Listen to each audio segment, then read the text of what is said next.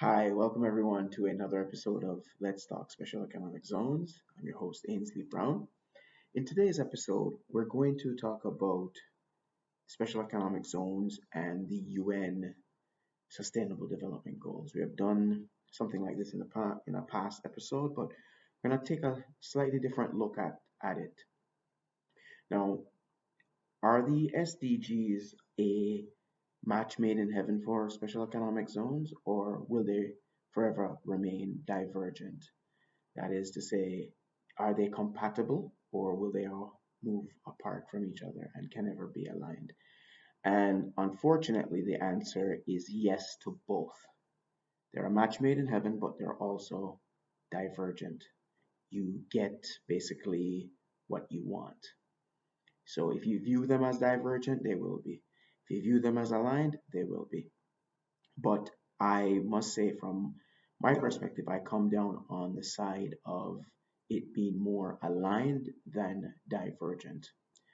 And what I've seen at the Expo 2020 Dubai has further reinforced that in my mind in terms of sustainability. When you look at the 17 SDGs, you can look at it from a top level and you say, oh, ending poverty, ending hunger, or collaborations in terms of partnership, which is goal 17. But you have to look deeper. When you look behind it, you'll see that there are sub goals. And when you look at what special economic zones, the purpose of special economic zones are used as development tools by governments. They're used to attract jobs, build jobs, uh, create development. Um, so they're one arrow in a quiver of policy tools used to hit the target of development in a country. So, and it doesn't matter what stage of development the country is in, this is what they're used. They're used for other purposes as well, but the central thrust of special economic zones, no matter what you call them, free trade zones, enterprise zones, uh, free zones, special economic zones, whatever you want to call them, they're developmental tools, right? Attract jobs, specific types of industries, set up an ecosystem for skills development and training. This is what the special economic zones are all about. So when you look at the SDGs is about doing that, but in a sustainable way. And yes, we're in climate crisis and all that. And that's important, and that's one of the goals, taking climate action. But it's not just about that. It's about, think about it, and let's be selfish for a second. Let's look at it as, let's start listening to the loudest radio station out there, the WIIFM. What's in it for me? So, what's in it for me in terms of from a special economic zone and using the SDGs? How do I achieve my goal? How do I achieve that sustainable development or sustained development, sustained job creation? The SDGs offer a tool to assist governments in achieving that.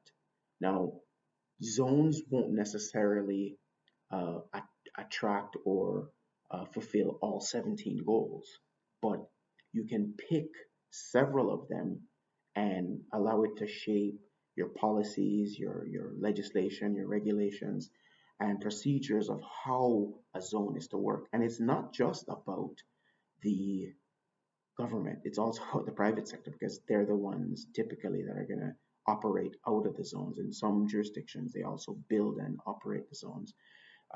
However, the private sector are there and they also can use the SDGs as a guide in ways that will maximize their sustainability, and sustainability includes profitability. So when you look at what, to be sustainable, it's what they call the triple bottom line.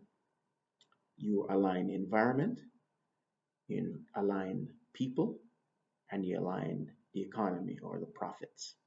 If those three things are not aligned, something is not sustainable, right? You can't have the environment without people, and people care about profits, right? So all three, the triple bottom line must align. SDGs offer that roadmap, that tool that you can use, that you can tweak uh, to develop your zone. You're building out your zone, okay? Start planning for things being solar powered or even allowing certain level of sunlight within your zone. Um, Things like energy conservation, water conservation, how you treat with wildlife, how you use nature itself to assist you in what you're doing. So you can have rooftop gardens or gardens that are set up in a way to absorb water. So there's less runoff, excess runoff that, you know, put pressure on drains and so forth, right?